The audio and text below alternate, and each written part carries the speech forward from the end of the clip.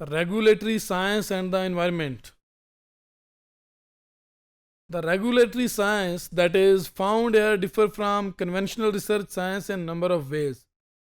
Rule and regulations किसी चीज़ के लिए उसको अंडरस्टैंड करने के लिए, later on implication, consequences, causes, future perspectives, कुछ रूल्स एंड रेगुलेशंस बनाना, later on the regulatory science that is itself an important area of study that need to be understand.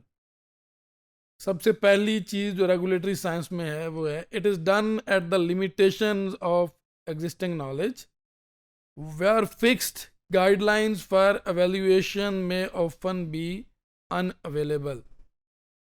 ये limitations हैं एग्जिस्टिंग नॉलेज में, हमेशा ही limitations होती हैं, उसमें बेहतरी की गुंजाइश हमेशा ही रहती है किसी भी चीज़ के बारे में, किसी सर्टन फिनोमेना के बारे में.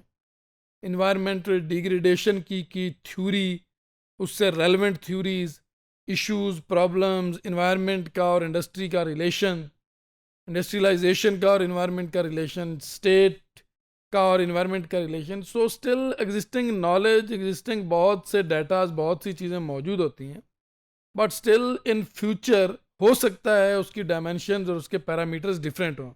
उन सब को एवेल्यूएट करने को, उनकी एवेल्यूएशन के लिए करके फ्यूचर की predictions, rule and regulations banana, that is the regulatory one.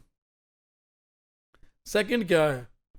It is usually involves a greater degree of knowledge synthesis that does research science which put a greater emphasis on the originality of finding, जिसमें बड़ी हद तक बहुत सी चीज़ें एक दूसरे से agree करती हैं, लिटिल बिट डिसएग्री करती हैं.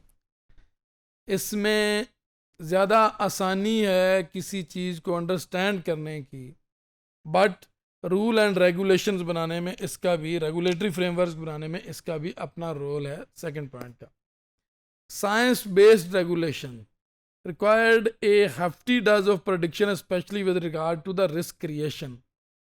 जो रेगुलेटरी फ्रेमवर्क है, वर्क्स हैं, सबसे पहले प्रॉब्लम को अंडरस्टैंड करना है, उस अंडरस्टैंडिंग के लिए मल्टीपल डाटाज, मल्टीपल उसकी जो डायमेंशंस हैं उन्हें एक्सप्लोर करना, और लेटर ऑन उन एक्सप्लोर्ड डायमेंशंस के साथ को रिलेट करना किसी एग्जिस्टिंग पॉलिसी मेकिंग फ्रेमवर्क के साथ, रूल एंड रेगुलेशंस के फ्रेमवर्क के साथ, को लीगल लेजिस्लेटिव मैनर्स जो हैं वो बनाना.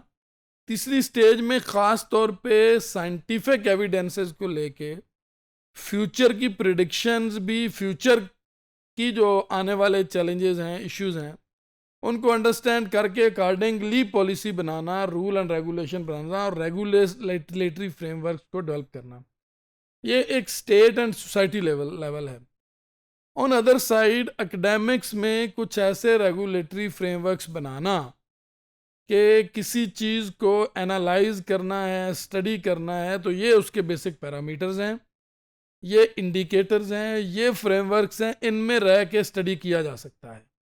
अगर इसमें कोई चीज़ ऐड करनी है, कोई ड्रॉप करनी है, कोई थ्योरी टेस्टिंग के बाद एक्सेप्ट हो रही है, कोई रिजेक्ट हो रही है, या उससे रेलेवेंट कोई भी नया इशू आ रहा है, कोई नई प्रॉब्लम खड़ी हो रही है, तो उस सारे सिनेरियो को अंडरस्टैंड करना और इस तरह से अंडरस्टैंड करना कि उसके लिए एक पूरा फ्रेमवर्क बन जाना जिस पे कंसेंसस हो सकता है उस पर कुछ क्रिटिसिज्म भी हो कि जी ये एक और डायमेंशन है, ये भी ज़्यादा इम्पॉर्टेंट है, इसको रेगुलेटरी फ्रेमवर्क में ऐड होना चाहिए.